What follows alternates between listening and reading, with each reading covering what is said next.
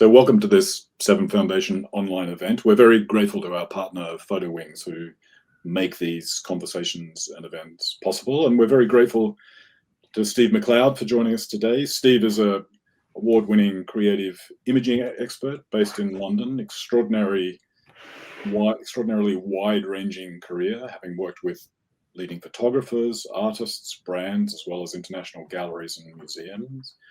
And his knowledge kind of spans photographic curation, publishing, printing, writing, education, research, the full gamut. And I'm really pleased that you're with us, Steve, because I think it's really useful for everyone to connect not only with photographers, but people, as it were, behind the scenes who make things happen and have a really unique perspective on the profession and on the practice. So we're delighted that you could join us today. Why don't you start by, given that you have such a wide-ranging career and many interests, how did you get into the photography world in the first place, and what was your point of entry? Well, first of all, hello everybody, and David, thank you so much for inviting me to talk today and this evening or this morning, wherever you might be.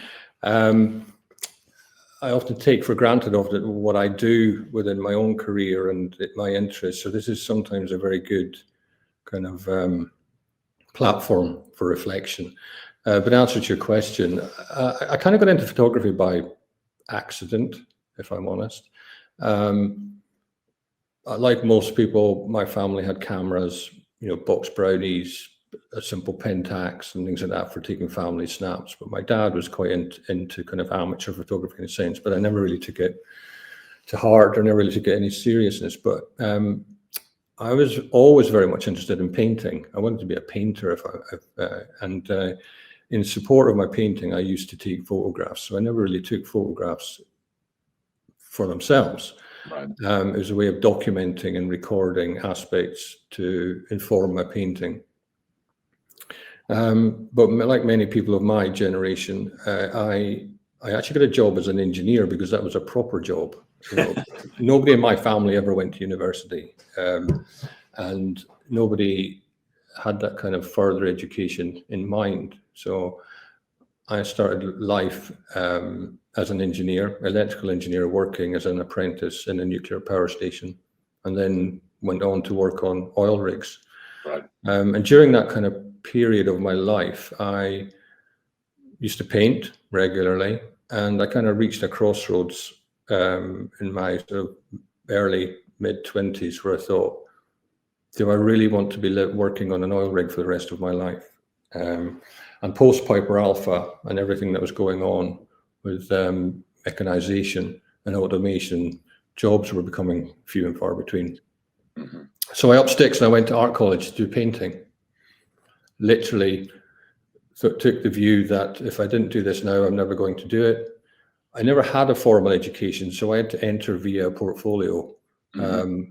I'd been politely asked to leave school at 17. We'll leave it at that. And I went to art college and was instantly in love with the whole idea of dedicating my life to the creative process. Right. And during that period of time, I met a guy who's a technician called Stuart Johnson, who's an amazing inspiration character. He knew everything about print. He had his own photography business, like social commercial business. And I just lapped up everything that he showed me. And I fell in love with darkroom. I love printing. Right. Again, I fell into it by accident. But when I sometimes connect with things, I just doing it isn't enough. I obsess and I fixate. And so I'd spend hours and hours and hours taking photographs, making photographs, not really subject-led, then being in the darkroom, creating work, making work, pushing it to however I could. And I started up in business. Whilst I was a student, I won a major photography award.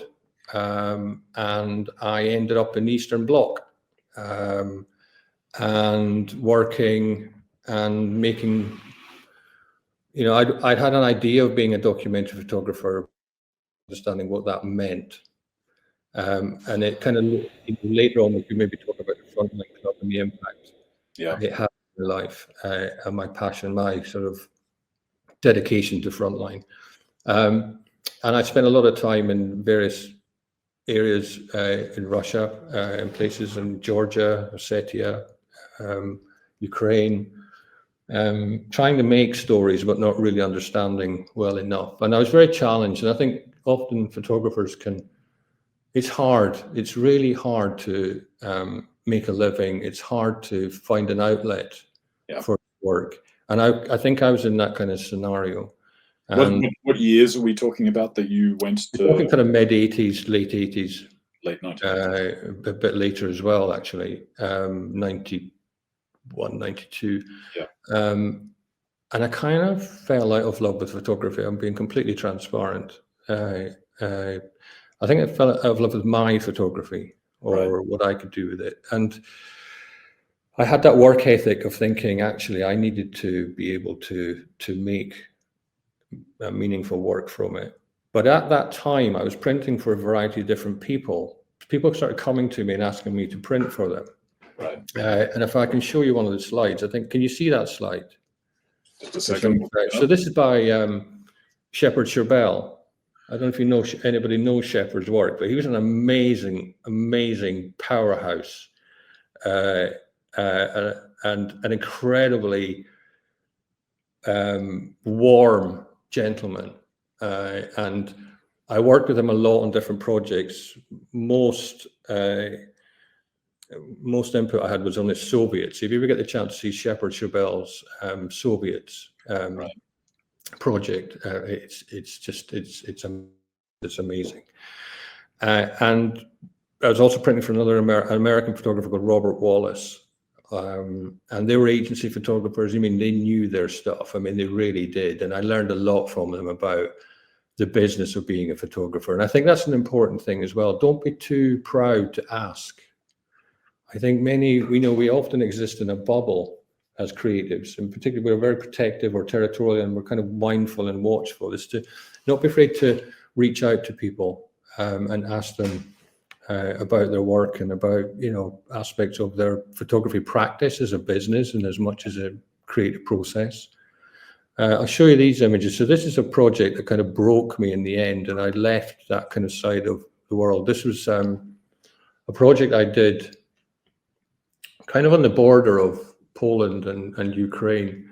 And I was covering a story on terminally ill children who are being sort of poisoned by industrial chemicals and kind of left in these orphanages. And it was the kind of thing that after a while, it just ground me down, if I'm honest. It's not been doom and gloom and doom about the whole thing, but this is the kind of it's all about change. I think everything's about change. And in my career, I've often found that if I disappear down a rabbit hole, it's often being able to turn back and go back up the rabbit hole and reflect on it. And this was a process that I was going through here. Is this really what I wanted to do, with my life? And I think the stark answer, sadly, was right there and then, no, it wasn't. Yeah. What was it that attracted you to going to the Eastern Europe and the Soviet bloc in the first place? Because it's quite a trajectory from oil rig to art school to photography. Yeah, I'd always been interested in history and politics. I love politics, and I love 20th century politics. I loved my dissertation at university was on the communist cult of personality in graphic design. And I loved the idea.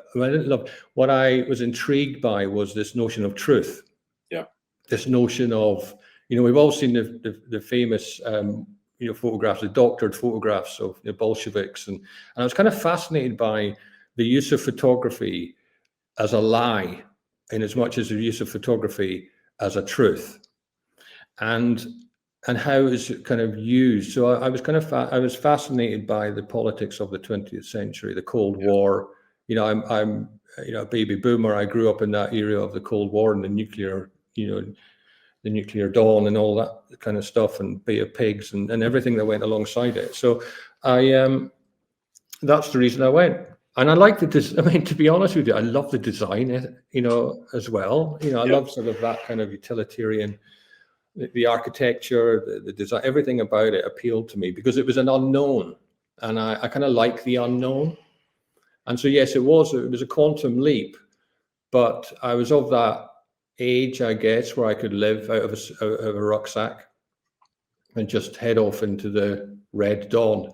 But I think I didn't really set myself up. And I would say to anybody who embarks on a major project, who's just starting out on a thing, is planning is key. Planning and actually communication and connections. Yeah. Outside of your photography, outside of what it is you're going to photograph and what it is you're going to do, is have an understanding of not just why you're going to do it, but also how, and then how you're going to deliver it as well.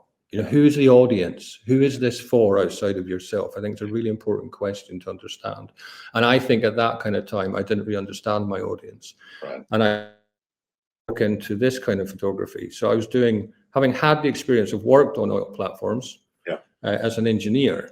I had all the certificates and everything that you needed to know about being in a scenario such as this. So I got into big contracts with, different brokers like Shell, Esso, AOC, APG, all these different big sort of companies. And I did a lot of big advertising campaigns, kind of in the mid to late 90s.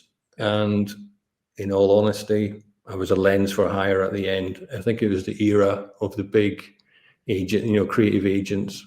Right. And my creative process was kind of being eroded by the desire or the demand of delivering a brief set by somebody else. Now that sounds quite egotistical, but I think if you're not engaged and in love with what you do, it can have a negative impact on how you do what you do as well. Well, certainly, from my perspective, I very much sense that.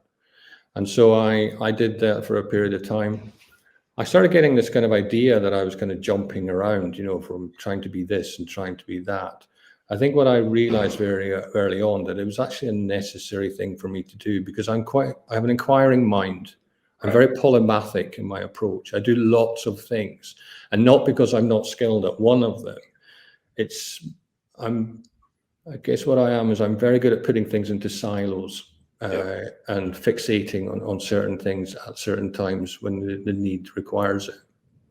Was this period the period where you said earlier that you were starting to fall out of love with photography? Was it actually being a lens for hire that was part of that end of that romance? Yes, I think so. I think as a creative or as a photographer, I think it's always valuable as well to be able to reflect and have an honest conversation with oneself. And reflect on what you've done, where you're at and where you'd like to be as well. Yeah. And where I was at that time, photography, being a photographer wasn't enough. And so I was getting back into the process of making, in terms of printing, working in production. I started working in the photographic lab environment. Yeah. Printing for other people. It was exciting.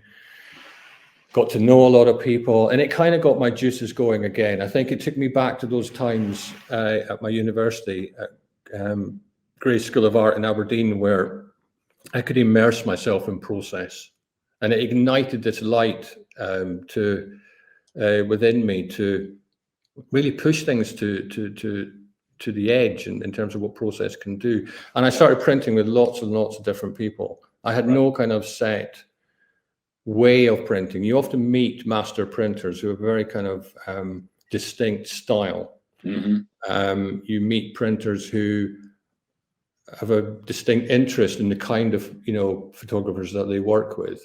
I didn't have that at all. I would work with people like you see here, like David Bailey. Right. I got to know David. He's still going, but I mean, over a long period of time. So like Bailey, Donovan, sort of fashion people like Terry O'Neill. The list sort of goes on and on and on. And so I hate the kind of name dropping, but just to give you some context of the kind of level that I was working at. And it felt so easy to me. It's so relaxed and comfortable and I was intrigued by people. I'm fascinated by people. Before coming on to the talk, I'd said to David that actually I don't really like photography, but I absolutely love what it can communicate. I love what it can do. And that's the thing, I think, with printing as well, is the way you present something to the highest quality that you possibly can. Yeah. And you push it to the level that you need to achieve just by doing. You just do it and do it and do it. And I was a total darkroom junkie. I would be in there the whole time, printing, and loving it. So I worked a lot with Bailey. I did a lot around the time of grunge, I guess. Music is really important to me, both in my own work. I use music a lot. I love music, and there's always music around. When you work in a lab environment, as working in production, you work in studios, there's always sort of this kind of performance going on, this kind of sound and smells and things. So this Kurt Cobain, famous sort of image there. I worked a lot with fashion magazines, from Vogue, with Condé Nast, all the way through to Harper's, Marie Claire, Elle. Days Confused was a particular favorite because friend of mine, Rankin, they kind of set that magazine up very early, and I was working with them over a good number of years. And in fact, still having lots of discussions with Rankin, particularly around the role of AI, which maybe we can come around to going forward. But just to show this kind of eclectic mix of the kind of work that I was doing at the time. Now, taking a step backwards, maybe to the era of with Shepard Shabelle and with Robert Wallace and things. I'd been a Magnum printer or a Magnum print consultant for about 15 years. And I worked very closely with Philip Jones Griffiths. It's one of his images here. And what I loved about Philip was this idea of integrity in his work. He didn't get on with everybody. He was quite, he was a complex character, but we spent a lot of time together. I was very inspired by his methodology, his voice, and things like that. And so I learned a lot with Philip. I was actually with him when he died, which is incredibly traumatic, actually. But, I think his passing sort of changed a lot in the way that I thought of photo archive and the power of archive and the power of the past informing our future. And so I learned a lot through Philip. And then this guy pops up out of the ether. His name is Gary Knight. There's this giant who lived up in North London. And I remember sort of meeting him, and I began printing for him. I think I'd printed some retrospective Rwanda work with him. Really harrowing. I remember printing some of the work for that. And normally when I print, I like to see the image as I would see it, view it as a print, as an image. So it's up the right orientation is the right way up. Yes. In the darkroom enlarger. But I remember having to invert, a lot of these images because it was so harrowing, it was so hard. But Gary used to encourage me a lot to just keep going and keep printing and to kind of there was this sort of pursuit of truth. I'd never actually met anybody with that level of conviction and using photography as a tool or as a vehicle to really hammer home what's going on. Yeah. So it's not about the photography, and that also appealed to me. It wasn't really about being a photographer. So this is, I guess, what you meant by the fact that you're not into, quote, photography. It's not an inward-looking thing. You're concerned with the outward-looking question of its role, its purpose, its impact. Its purpose, and it's a vehicle for communication. It's a vehicle, whether it's something that's internal within oneself or something that you're viewing. You're taking a view on the outside. It's a vehicle for communication. It's a vehicle for taking a position, a stance, whatever you want to call it. And I think that, you know, by working with those kind of photographers, it sort of, I saw something in that was also in me, was trying to get to the truth, get to the bottom of things, I guess. Yeah. At the same time, printing is, you know, particularly as you've described it, it's an incredibly creative process. Mm. It involves, you know, having a particular eye. It's an aesthetic product in the end. Mm. What's the relationship between that creative process and those questions of aesthetics and the purpose of truth telling and disclosure that you're talking about? How do those things work in combination, or is there a tension there? How do you think through that intersection? Well, it's like I can sort of compare it like this, David. Anybody can pick up a camera and take a photograph. Anybody can pick up their phone and take a photograph. Similarly, anybody could work in production and go into a darkroom and make a print. Right. I think what is required is that every time you press that shutter, you give a bit of your soul. Every time you push that enlarger light on, you give a bit of your soul. And I think the difference of being a good printer is that the bit of your soul that you give is that you want to do your best for your client. You get to know them, you get to see inside them, you understand them. You know, communication is key. You know, it's a listening exercise. It's not just visual. It's about just kind of understanding the psyche, understanding the meaning and the vision of the work. Yeah. For instance, I'll show you this one. This is one of Gary's. This is from Kosovo. Yeah. Now, like many photographers, particularly analog, if they're shooting film, they can't get the perfect exposure all the time. I mean, that's just the way we are. So some negatives can be overexposed, they could be overprocessed, they could be underexposed, or, you know, there's all manner of different methods that, you know, negatives in terms of their quality that can come to you. And I would say that this negative that I got from Gary as part of this project, which is part of the wider project of evidence, which again, I got heavily involved in through dispatches and, you know, what that could do in terms of truth. Well, so this is quite a thin negative, but we talked a lot about what was important in this image was wasn't the kind of, I guess, the horrific elements that you might see in that, you know, with the blood stain and trying to understand what was important is if you look top left, there's the outline of an AK-47. Yes. It's the body mapping. You know, when I'm told the story of how this image came about, what happened, I get an understanding of what is then required in terms of, and actually really getting to grips of the almost a binary message in terms of that. So it's about relationships, it's about communication, it's about empathy, sensitivity. It's not just the relationships that I've had with people over the years they're not transactional. Right.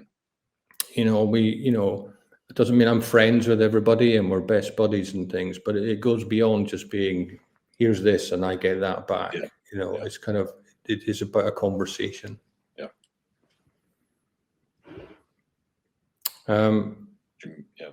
So I'll come on to some tech, shall we? Yes.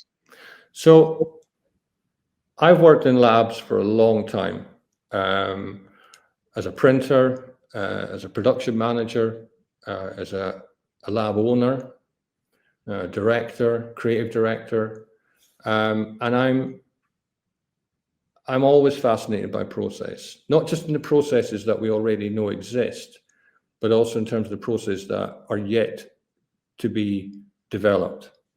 And so I'm in my seen that transition from 100% analog through the digital era. I remember the first, what you might determine, the first DSLRs coming out in about 2003.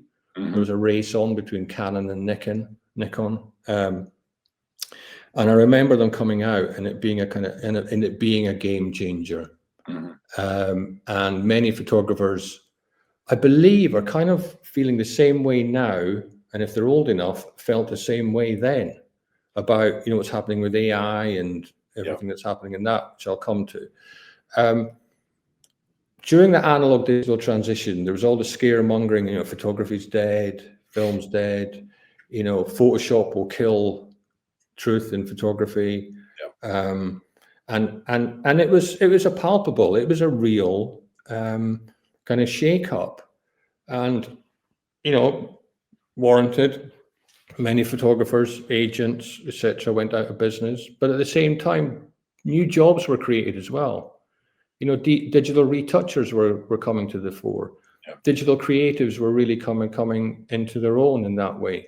You know, up until then, it had been quite clunky, and a lot of things had been done by hand, and actually with Photoshop and other things, it was becoming a bit more adept and actually meaningful. So there was opportunity as well as challenge. And there's that sort of underlying anxiety that kind of that came through at that point where there was a fearfulness. I took the perspective, actually, that I'm going to take a run and jump at this and not run away from it. And I embraced digital technology. I was responsible for making a paper. It was made by Ilford. It's a digital fiber-based paper. It's imaged digitally via lasers rather than through an enlarger. But the end result is actually a genuine black and white silver gelatin print. So I was the person responsible for bringing that to market. Now, you might think as a traditional darkroom printer, that's kind of stabbing myself in the face. You know, why would I do that? I don't see it like that. Right. I embrace the technology not to reject what has gone on before, but to embellish, evolve, add to, and bring, I think, to bring choice to the table and be able to say, I think I'd like it like this. I think we should do it like that. What we had in that paper when it first came along is we had the ability to print really large, 128 centimeters, 5 foot across on a roll, silver gelatin prints, amazing. What's not to love? But I was in a way ostracized by many people in industry. How dare I do such a thing? I was also part of a team of people that developed the world's first LED enlargers. So moving away from your traditional sort of ways of focusing negatives. Was it a success? Not sure. But anyway, you've got to give it a go, haven't you? Yeah. Why do you think there is so much anxiety and fear at these sorts of critical junctures when new technologies emerge? Well, I can only have a personal opinion based on my own experience of it, and I think, and others that I know that talk to me about it. There's a fear because we feel that we're going to be made redundant. Yeah. There's a fear that of all the things that I've learned and I'm trying to put into practice, that it is now no longer relevant. I think it's a lack of education. I think there's a lot of misinformation. You know, I hear day in, day out about immersive technology. Mm-hmm. You can ask 10 people what that means, and you'll probably get 6, 7 different answers of what immersive actually is or means. So there's a lack of understanding and a lack of clarity. And so when we are used to working in a certain way and we've invested in a certain way in so much of what we do, and photography is one of those practices, I guess, where it's kind of tech heavy. You've got to invest in the kit. So you put a lot of investment into not only purchasing, but also learning how to use that equipment to your best of your ability, and then putting it to good use, and then drawing down on it financially in that way. Whereas when this new tech comes along, people sometimes say to me, what, now I've got to learn something else, have I? Mm-hmm. And ditch what I already know. And there can be a reluctance, there can be a reticence, and it can be quite hesitant. Like previous incarnations, with whether it's in my own practice as a photographer and not really finding the right path, or whether it's that digital analog digital transition, I'm in exactly the same boat with AI and AR. I'm throwing myself at it. And I can't really go into too much about what I'm doing at the moment, but I'm having conversations with AI artists, AI photographers who are using AI basically to make a point and a comment that they don't like AI. Mm-hmm. Mm-hmm. And having a debate, opening up the debate, opening up the conversation. Why not? Yeah. It's not going to be for everybody. I don't know if you use, some of these like ChatGPT and things like that, or trying to find, with Google AI and things, where they don't get everything right all of the time. And actually, I'd rather invest time in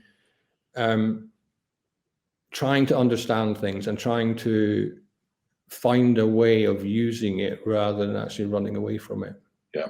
We had a previous event, which was a conversation with Philip Toledano about his work using AI precisely to warn about the dangers of AI, and so on. And yet he gets sustained criticism for being, someone who deceives in the process and so on. So the debate is not terribly sophisticated at certain points, and maybe needs to embrace. Sophisticated, and I think that's, yeah, I totally agree, David. I think we're not sophisticated enough, and maybe there's often naivety in the way that I approach things, because I tend to approach things with a very open mind. My mother always used to say to me, "Don't wish your life away wondering what if." Try the what if, and if it doesn't work, it doesn't work.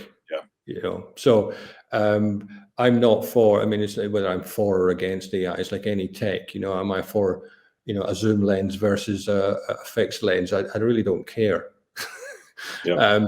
But where I think we're in danger of is misuse of imagery. I went to a conference recently on the fashion industry and the use of AI in terms of image creation. Right. And I could quite honestly say that the whole audience was gaslit over the IP and rights and copyright challenges that may appear. And I found that more disturbing than actually the use of the AI. Explain what you mean by that. So it's how you talk about learned AI, like how AI learns and is using existing images and harvesting and trawling with existing images, where that image maker and that originator isn't really getting any credit or any reward for the use of that technology in advancing this process. And I think that is something that is a major concern in the UK for artists and creatives, that they're not being heard. I just don't think the conversation is being had over the rights, and I think that's because there's some of it is because, unlike traditional avenues for misuse of imagery, you see this kind of litigation over how images are used. I think the pace of the development of AI is so rapid and almost masked. The understanding of it is masked. It's very, very difficult to keep up. And I think we do have to have these conversations. I'm a great believer, like, if you are the originator, you are the creator of something, that you need to be recognized for your art. Yep. Just full stop. That's it. You need to be credited, recognized, rewarded. Not passed off as, oh well, you're helping the greater good or whatever. Yeah. As I understand it, one of the challenges there in terms of recognizing that ownership and IP with AI, of course, is that we have this sense that large language models and the technology behind AI is, quote, copying images as though it's retaining an intact image and then filing it and then bringing out later. But actually it's breaking images down into digital bits and then reassembling them through the prompts and through the algorithms and so on. Well, I was watching a program on algorithms last night, and I was quite fascinated by what algorithms can do. But you're right about breaking down those individual images and then repurposing. It's incredibly dangerous territory that I think we are in. But if I was a creative and you are concerned about what is happening with technology,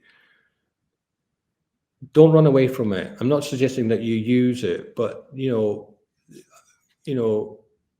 forewarned is forearmed.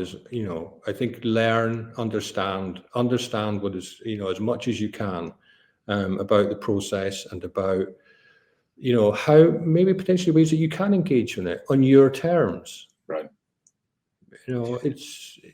it's a challenging time for everybody. I think just making a living, in terms of getting paid the appropriate fees. I mean, I work a lot in education, Yep.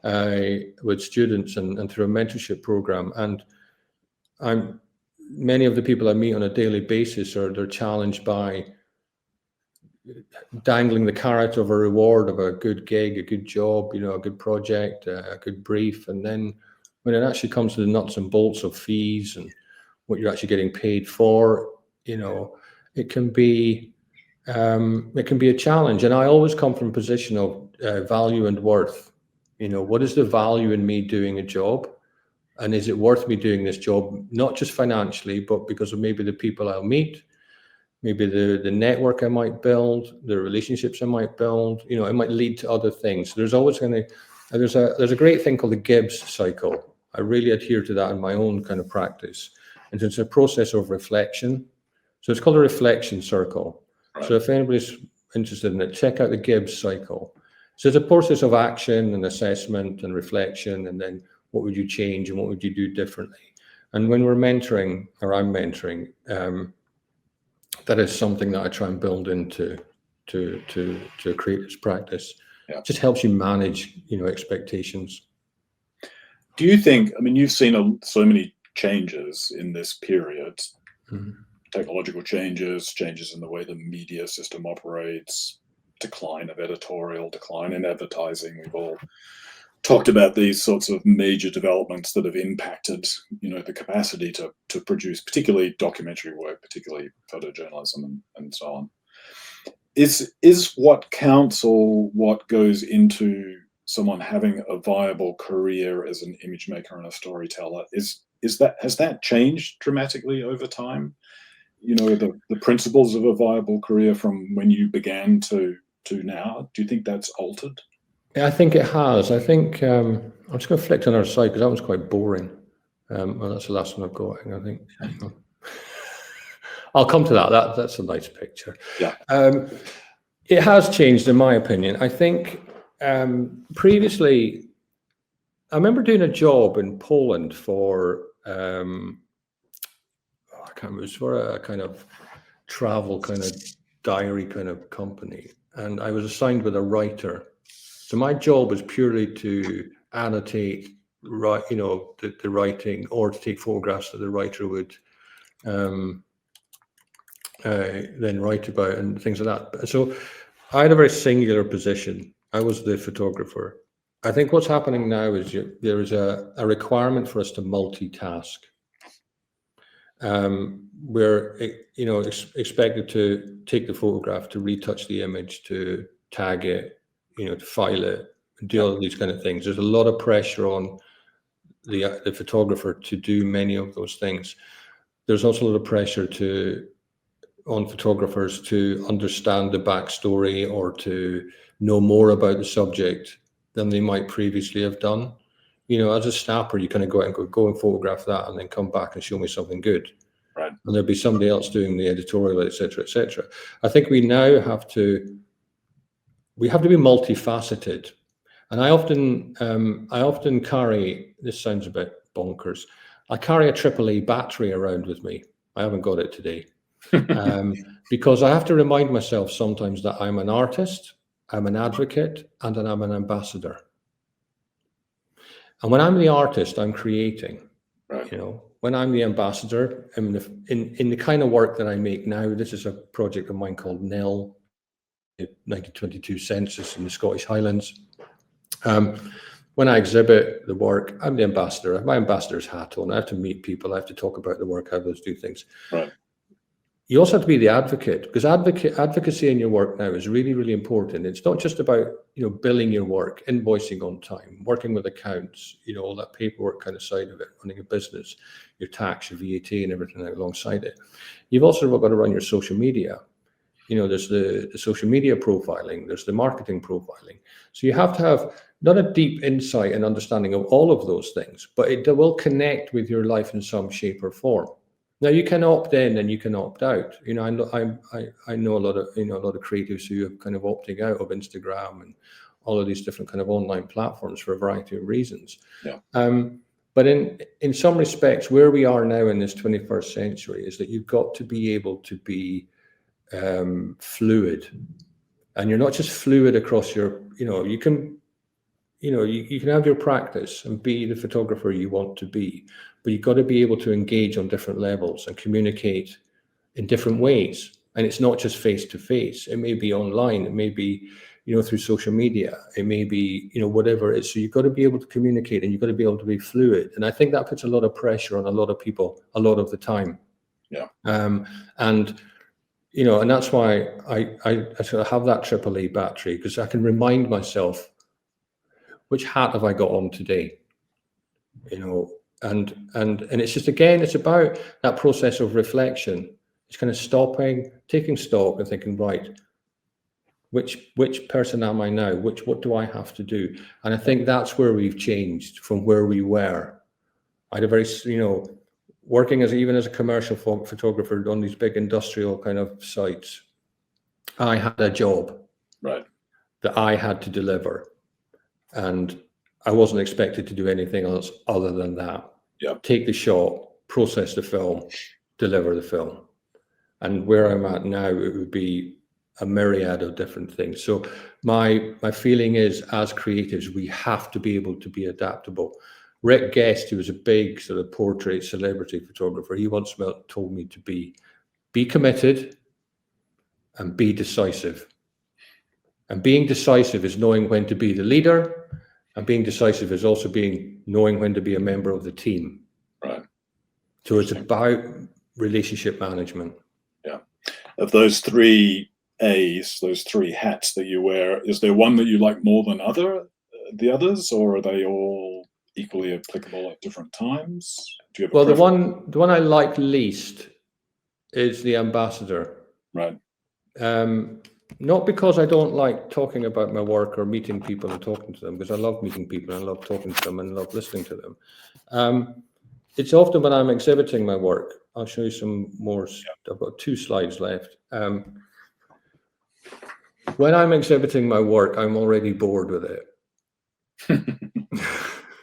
I'm kind of on to the next thing. Because you think that's the end of your process. I'm done. So if somebody wants to talk to me about it, yawn.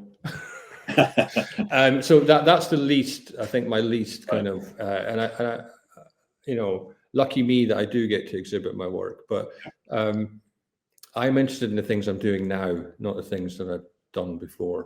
Right. And so this is a project I did, or I'm doing, called Almanac, and it was a year-long project, and I'm in the process of completing a 70,000-word essay that goes with it. And I spent a year in a single tiny location after traveling. I just spent years traveling around the Arabian Peninsula on another project, and I was kind of burnt out by it. And it was a grand scale. It was kind of massive mountains where I was roaming around a kind of military no-go zone with these Bedouin special forces, who couldn't care less what I was doing, but I was at their behest, and we just went wherever they wanted to go. And I came back to the UK, and I needed something that grounded me. So I spent a year in a kind of medieval dew pond, these tiny dips in the landscape, documenting seasonal shifts in the form of, and actually investigating kind of environmental, like agricultural destruction, really, and misuse of landscape in rural kind of, arable landscapes, and the way that pesticides are used and that kind of thing, and how our kind of historical boundaries are being ripped up and torn apart. Anyway, jolly subject.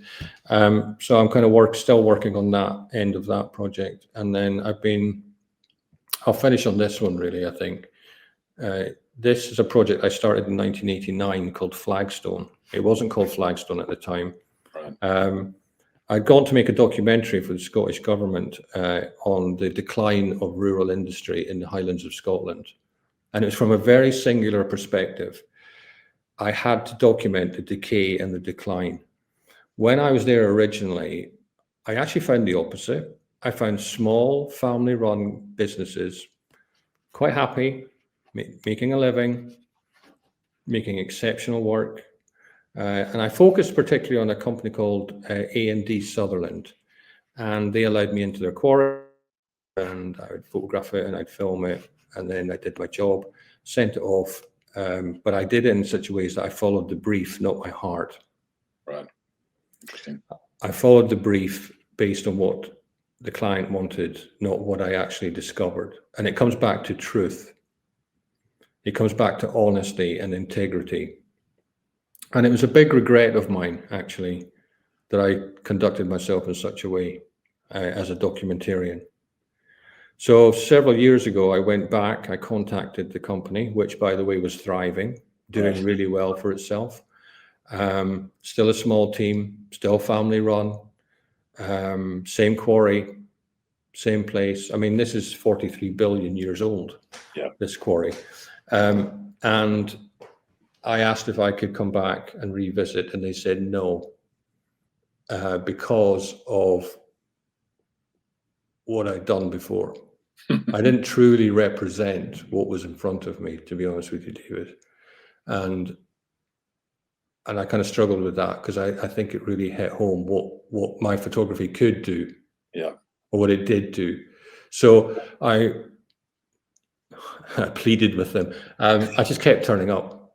I just kept turning up. And then Mark, who's the site manager, was like, all right, okay, give in. Enough. Come on. But you must be honest. And so I've spent 3 years back in the quarry, talking to the guys, photographing, filming, recording, injecting some of my fine art practice into this document, and actually taking it a bit more seriously. In a way that, I wasn't serious before, but less naive, I guess, and having a perspective on things that was honest.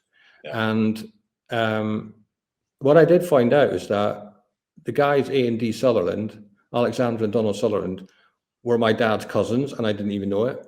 Right. I found out that my own great uncle had a quarry, and I didn't know it. So I was more connected to this industry than I actually ever knew. Incredible. And I finished this project in February, and it took me right back to my very beginnings of why I do make the creative process that I do, because I was making drawings, I was mark making and different mixed media and things as well, but also using digital film, so filming with a digital camera and analog, large 10:8, 5:4, so kind of got across the gamut.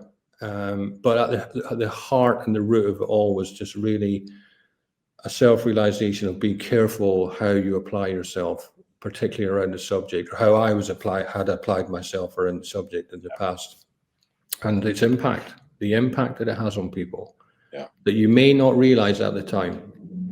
That's interesting. Yeah, I think it's also very interesting how that question of impact there is, local is not quite the right word, because it makes it seem not quite so important, but it is localized on that firm, that community, that particular practice. But that's as significant an impact as anything else from any other project, really. And I think it touches on so many of the relationships that I've had, particularly with photojournalists and documentary photographers, this idea of the challenges of depicting objectively the truth.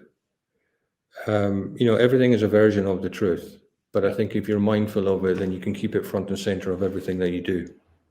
Yeah. Interesting. We're moving towards the end of our time, but just a reminder to folks in the audience that if you want to pose a question, please put them in the comments. We'll happily bring it into the conversation. But Steve, let's move on to a bit more on the question of kind of the new technologies that you're working with and thinking about. And I know you can't give us specifics given the new position that you've started, and we've touched a little bit on AI.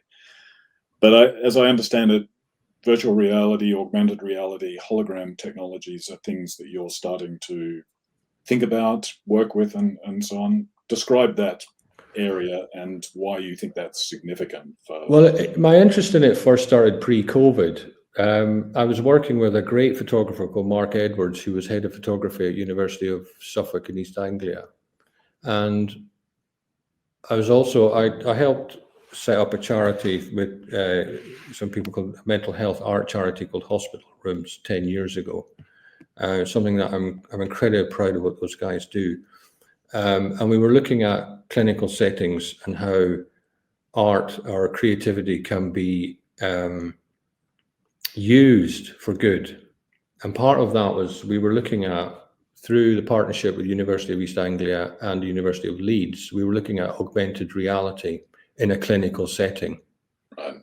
So using art and AR in the form of supporting in rehabilitation. So where patients are bedbound, where they we were in a hospice, they were getting pastoral care, whatever it was, we were investigating how AR could be used as a vehicle for positive good, for good and health. And we kind of went down that route, and I became quite fascinated by the use of AR and what it could be done. It wasn't just a sort of gimmicky kind of thing that you use for gaming or whatever. And having it in a clinical setting was quite impactful. Unfortunately, COVID came along, and the kind of we reached a point of clinical efficacy, which was a kind of trigger point for kind of bringing it forward. And then COVID hit and everything collapsed and the funding just went AWOL. Yeah. And we didn't pick up on it. But since then, we've seen an explosion of, immersive spaces, the use of VR, people have seen it around the world, the Van Gogh experience, the Titanic, so most of it is around the realm of entertainment, I guess. Yeah. And it's, for me, I'll be honest with you, it's kind of, I'm entry level. I don't understand the tech. I don't need to understand how it works, but what I'm keen on is to understand how it can work and how it can be used and what it can be used for. That involves that creative mindset kind of all along, so that when it's delivered, it's delivered well, obviously, but at the same time, there's a storytelling element, there's a narrative to it, there's a believability, there's a kind of honest, there is something in there that has kind of much more than just this is a gimmick and this is a tech thing. And what I'm seeing is this kind of explosion of not just, you hear VR, virtual reality, augmented reality, but XR. So XR involves not just sight, it's smell, it's sound. I'm going to a conference tomorrow afternoon, which is all about, it's not surround sound, it's about our vibration technology, audio, things like that. And I'm interested in how that XR experience could manifest itself, with taking along traditional values of photography and documentary, and how that tech can be grabbed and utilized with that purpose in mind. Not just as a form of entertainment or a kind of titillation. This is something that can have a meaningful, rewarding, impactful kind of, experience for us. Yeah. And the use of hologram technology. Everybody, you might have heard of the Ava Voyage kind of experience in East London. There's been a few incarnations of that. It's incredibly expensive. It's actually not very good for the planet, if I'm honest. I think if you think about environmental impact and what is needed and required to create these technologies. But the hologram technology is moving rapidly towards kind of life size, in the room, around you, hologram. Yeah. I'm not talking Star Wars C-3PO. This is a kind of a life size thing. And I come back to the clinical setting. Imagine that situation. It might freak you out, but where you have a family member that you're distant from, or you have, that for whatever reason you cannot be with these people, or you cannot be in a certain place, that maybe the tech can, for a short period of time, just transport you. Yeah. Even for a period of mindfulness, or a period of relaxation, or a period of kind of safety and positivity. So beyond the clinical settings, do you see any creatives using these technologies now, or are we right at the beginning of this? Yeah, the VR is everywhere. Yeah. AR is also everywhere. Yeah, it's going at a rapid pace and knots. Yeah, yeah. Let's bring in this question from Fiona on archives. You mentioned an interest in archives as a tool to inform the future. How might we utilize those differently or more effectively given misinformation and distrust? Well, I think if you have access to an archive, what always interests me in an archive is in as much as getting inside the mindset of the photographer. I don't know if you've ever seen the contact sheets of Tony Ray Jones. He was a very frugal photographer. I think he used a roll of film every few months. But what you could actually see was his journey within the archive. It brings you closer to the mindset. I think Magnum are very, very good at, with their contact sheet platform. Yep. You really get to see inside the mind of the photographer, I guess. So I think archives can be a useful tool from that, is just sort of creating an understanding of what the intention is, or was rather. And then I think that should inform maybe sometimes how work is, represented. Yeah. So rather than looking at images as in singularity. Yeah.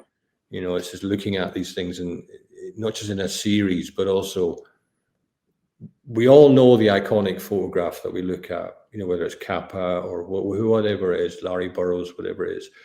What archives can do is take you into the margin and see what's either side of that. Yeah. Give you a sense of the backstory, the process, the background, etc. And I guess kind of verify those iconic images by the fact that you see the images around that were made at the time, at the scene. So the iconic one is not coming out of absolutely nowhere. It's not isolated. So yeah, Magnum's contact sheets is a very good example. Example of that process.